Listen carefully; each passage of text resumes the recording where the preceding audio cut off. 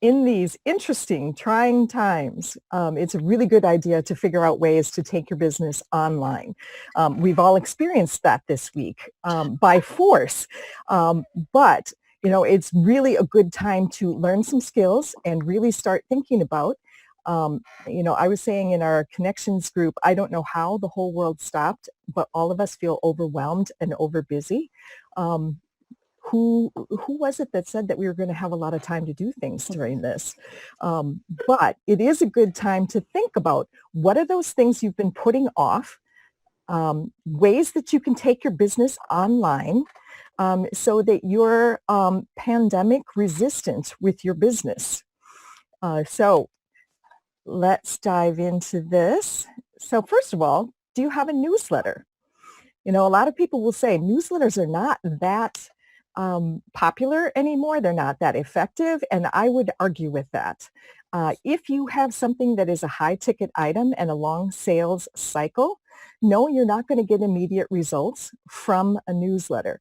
But a monthly newsletter, a bi-monthly newsletter, a quarterly newsletter ensures that you are going to be in somebody's email box regularly. They're going to see your name. Oh, there's that thing from Judy. I should pay attention to it one of these days. It keeps you top of mind. And the way newsletters are effective these days is if they're very brief. Now, the most popular newsletters I've seen actually have a short video, less than a minute, that curates what's in the newsletter. So I have events coming up. They're listed at the bottom. I'm sharing a video about how to do a company page. And there's a little article that I'd love to share that will help us stay unstressed in these times. Something that short is a really great way to get more engagement. Adding value, adding value, adding value. That's a great way to start a newsletter. So number 2, do you have a CRM? Do you have an organized way to stay in touch with all of your clients? So CRM is it's customer relationship management. I use something that's really simple. It costs me $9 a month. It's called Active Campaign, and I can have up to 500 people on my list. And so I can set up tasks and reminders and have all of the notes from our last meeting, all of that stuff. And I can send newsletters from there. Or I can do drip campaigns and marketing emails. This is the foundation, the cornerstone of your digital business is having a CRM. So next up is content strategy. And Ted is going to be talking about messaging. Content strategy is an expansion of that. Who is your entry-level ideal client? What is their number one pain point or the problem that they're trying to solve? And then all of your messaging should be focused on that. You want to speak directly to and add value to or inspire and educate your entry-level ideal client. That is a fabulous content strategy. And at this time, really the best that we can do is offer resources, inspire, encourage. That's a good tone for these times. So next up, number 4 is, do you have an online course? Now, not everybody's business is conducive to having an online course. But if you've been thinking about it forever, this is a really good time for you to really formalize that. I'm putting together a masterclass. I've already presented it to a couple of beta groups, and they're like, oh my God, Angela, this is really great. It needs to be a 6-week course. So my 6-week course just got born out of all of this, and I'll have it ready by not by the end of this, but maybe by September.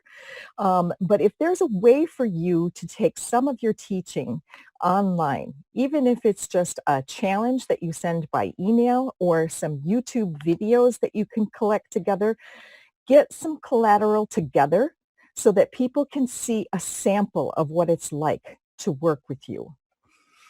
So next up is, are you using text for outreach? I absolutely love this. I started experimenting with this at Thanksgiving. I send out 82 text messages to clients, referral partners, all kinds of different people. Within 48 hours, 85% of them had responded to me, and I got 6 appointments out of that. And that was not the intention. That was not the intention. I was just reaching out to say, hey, have a great Thanksgiving. I did it at Valentine's Day. I did it at Christmas. It's just been, texting is becoming the new preferred method for communication if they're people that already know you and they're in your world. You know, if they're a stranger, I wouldn't use this tactic. But Active Campaign, the CRM that I mentioned, can actually run texting campaigns. You can send reminders to people for appointments. You know, all kinds of things. And I don't know if you have kids, but if you don't text them, you're not going to get a hold of them. It's becoming the same way with a lot of people. So next thing you can do to take your business online, Mike Wolpert could talk to you about this. We have a lot of people that are talented with this in this group. So why not use video? I am absolutely blown away by how effective video is. It really shows you, I mean, there's no quicker way to establish trust and likability than having your face in front of your ideal client, your prospect, and adding value in a video. There's nothing stronger than that. So get over yourself, even if you're an extreme introvert like me, and you just break out in hives every time you have to do video.